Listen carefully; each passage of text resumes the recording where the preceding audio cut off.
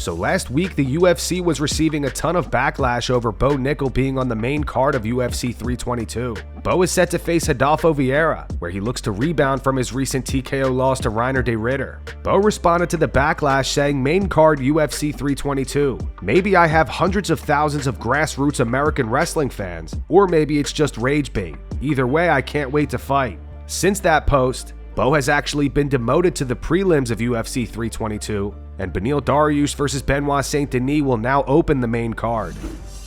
Isaac Dulgarian was released by the UFC after a strange first-round loss to Yadier Del Valle at UFC Vegas 110. Dulgarian opened as a -250 favorite, but his odds suddenly dropped to -154 just before the fight, sparking suspicion among fans and sportsbooks. A large wave of bets came in on Dulgarian to lose in the first round, which is exactly how the fight ended. Afterwards, several betting sites refunded wagers due to concerns of possible fight fixing. Analysts later criticized Dulgarian's performance, saying it looked nothing like his usual level. Here's what Michael Chiesa had to say at the post-fight show.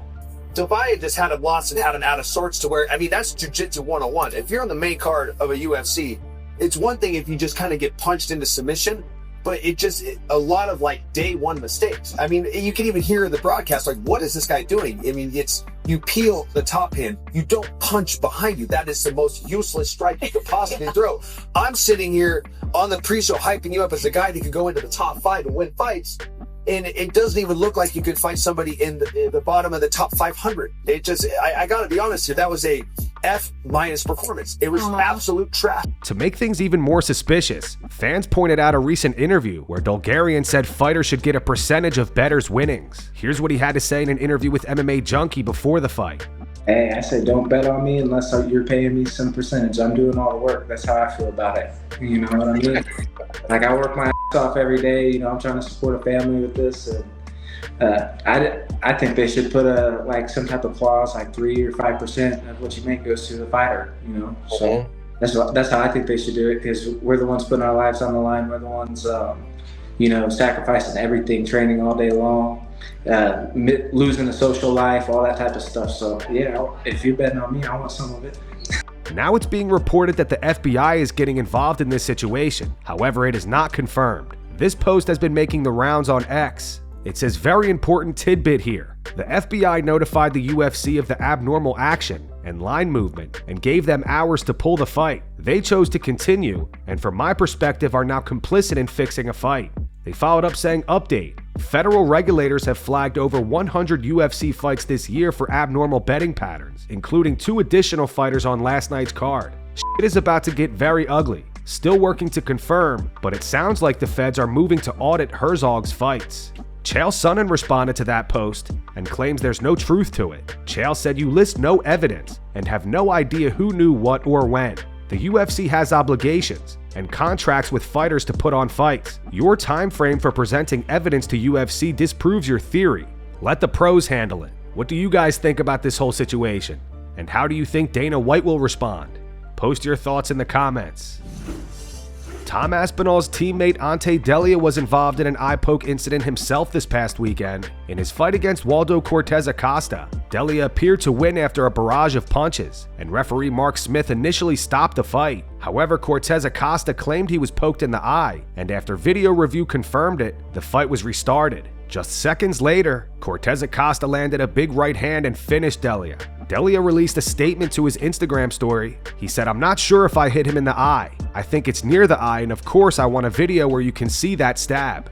The referee did not show timeout, but stopped the fight, and therefore declared me the winner. That decision cannot be changed later. The opponent sat and relaxed while watching the footage. Replay used after the interruption, which rules do not allow. After all, the fight continued irregularly. I ask for nothing more, just honesty. I don't run from defeat. I respect every opponent and every outcome, but not when the rules are broken and I'm robbed. Not in this way. The sport hasn't seen this yet. Daniel Cormier was recently rage-baited by UFC staff. They asked him if he ever wishes he was more athletic, and DC was completely stunned by the question. He talked about the moment on Good Guy Bad Guy with Chael Sonnen, saying he actually cursed everyone in the room out, but the UFC chose to not show that part of the footage. DC, Yeah. do you ever wish you were like athletic? Come on. Seriously? That's absolutely ridiculous. No, for real.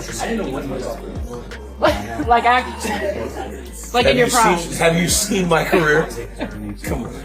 But like, So disrespectful. So disrespectful. No. In my prime, I had athleticism to spare. I could pass some of my athletic ability to more people on the UFC roster. They do everything. Basketball, soccer. I've just unlocked the fact that I'm still a pretty good soccer player. I can hit a baseball. I went to the Olympics. Like, there's a lot of cool shit I did. That was the greatest athlete. This gal comes up to me and goes, "Hey, DC, you ever been athletic?" And I'm like, what is wrong with you? Like, what is wrong with these children, Joe? Why do they do that? Like a fellow athlete or just a person passing by? She works for the UFC, just sits there. She's a younger girl that does social media or something, goes, "Hey, DC, you ever wish that you were athletic in your prime?" And I'm like, oh, you're so disrespectful. Here's the thing, I saw the video. What they didn't show in the video is how bad I cussed everybody out in that room. I mean, jail. Yeah, I was like, come on, man, you just gonna disrespect me and all my accomplishments? It's crazy. That's pretty bad. That's pretty bad. I can't up that one, but I went to the PI and I didn't get permission because it was for fighters only, and my face was on the wall right behind her, and I said, well, that's my ID right there. And she looked at that picture and looked back at me and she's like, come on, you got to do better than that. Come on, Jim. I did not get in. I ended up leaving. Went back to the house, got my driver's license. That's terrible. Michael Chandler revealed that his wife told him that he quote-unquote lost himself while waiting for the Conor McGregor fight. And me and my wife, I believe a woman's discernment in a marriage is the most coveted thing that I have in my life. And she finally was just like, hey, babe, like, your brand and who you are and why people love you is you are a guy who takes action.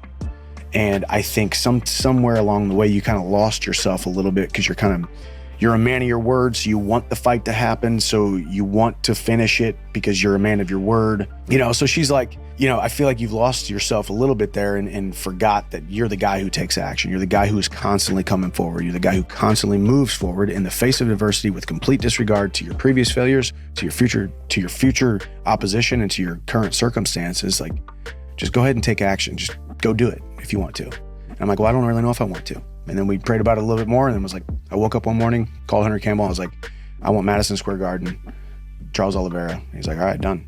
And then now here we are.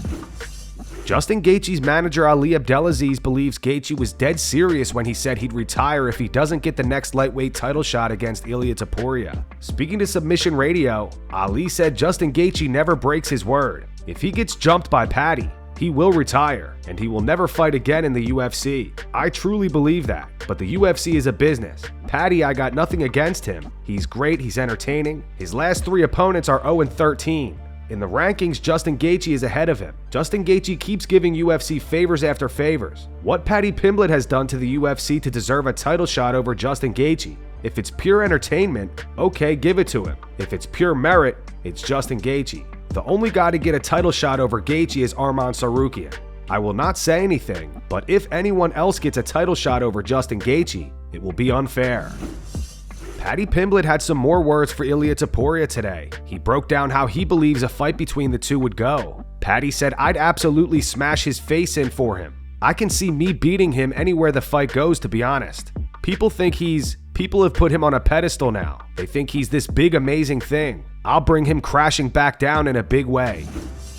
Joe Rogan recently stated that Alex Pereira versus Jon Jones would be the biggest fight in human history. Josh Thomson, however, disagrees, saying he doesn't believe it would reach the same level of hype as Conor McGregor versus Khabib.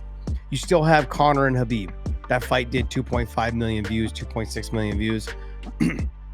I don't think that this fight would even scratch that. Maybe back in the pay-per-view days, like when it was doing well, but I don't even think it would have done that. Those numbers. There's just too much animosity. Conor was a huge star. John's never been one to deliver. Now, are we just talking in terms of the excitement of it? Are we talking, at this moment, absolutely, it's the biggest fight to make. I don't think there's no other fight that you can make that will get this much pop at this moment in the sport. But to say that it's the biggest fight in human history, I'm gonna have to disagree. But look, I'm not saying that I'm not excited for this fight. I'm absolutely excited for this fight. If you want to put this fight together, I would love to see it.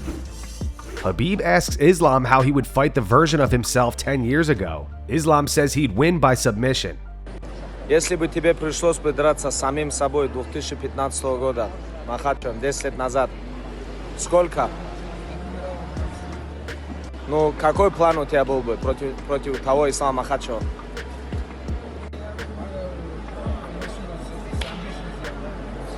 Тому Исламу сделал бы submission? Я вот и натуре. Disrespect. Точно? Хорошо, я передам ему.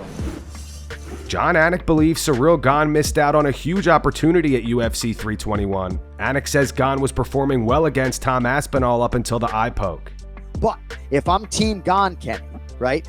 I had my athlete in the best shape, mentally, emotionally, physically, and I had already leaked the out of the dude's nose. My jab was beyond established. It was, snapping heads back like a Pez dispenser. And I got to really learn to keep my fist closed because this was a hugely missed opportunity. Alex Pereira recreated the classic video of Mike Tyson kicking Dana White out of his seat on a plane. Hey, come on. Move it. I like this seat. I like it better.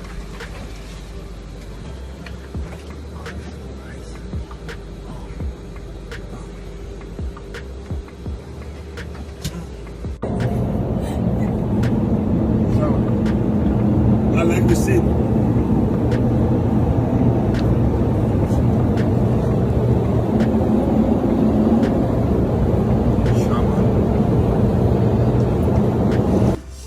Just a few weeks ago, Ilia Topuria and his wife removed nearly all photos of each other from their Instagram accounts, sparking breakup rumors. Today, Ilia posted a few new photos and videos, with many fans believing he's referencing his wife. He shared a written note that reads, "My problem was I wanted to take people with me to the top who didn't even want to see me at the top."